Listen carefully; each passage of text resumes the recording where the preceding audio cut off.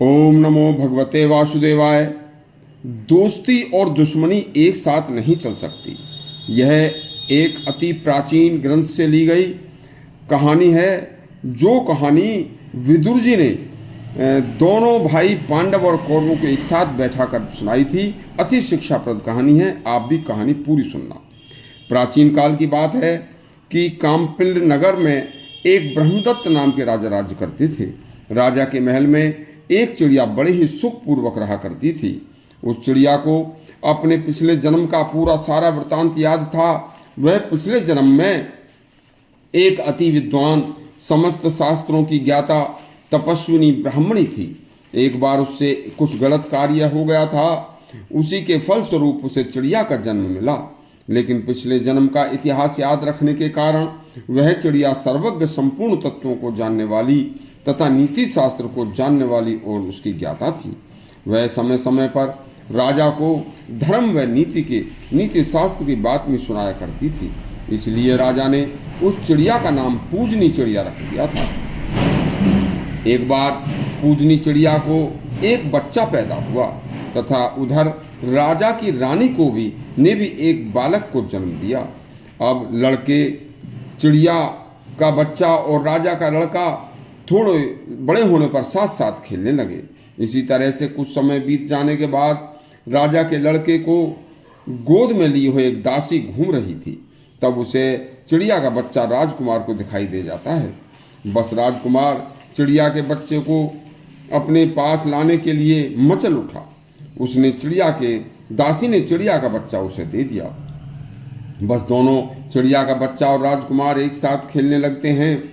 बस खेल खेल में राजकुमार के हाथ से चिड़िया का बच्चा मर जाता है। पूजनी चिड़िया शाम को जंगल में अपने बच्चे के लिए कुछ खाने की वस्तु लेकर आई तो उसे अपने बच्चे को मरा हुआ पाया। बस जैसे उसे पता चला कि बच्चे को राजकुमार ने मारा है तो चिड़िया ने आवेश में आकर अपनी चोंच से राजकुमार की दोनों आंखें फोड़ दी। बस और आकाश में उड़ गई।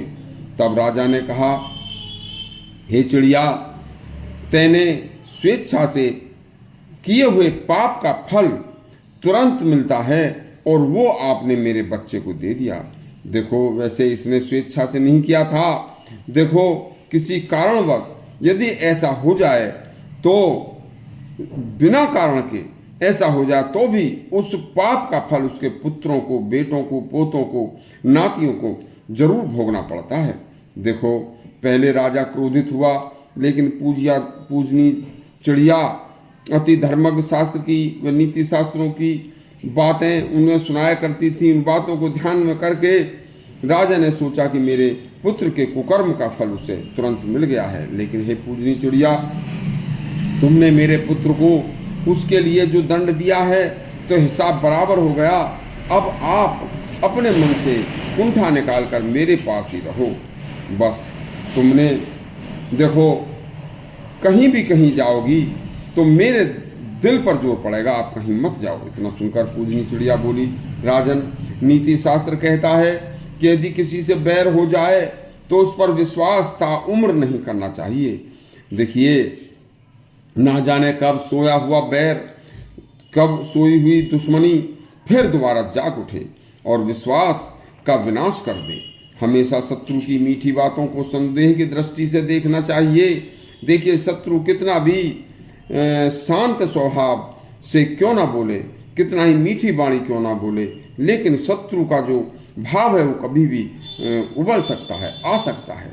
देखिए राजन, क्रोधता दुश्मनी की अग्नि कभी भी धन से या कठोरता से या मीठी बातों से शांत नहीं होती।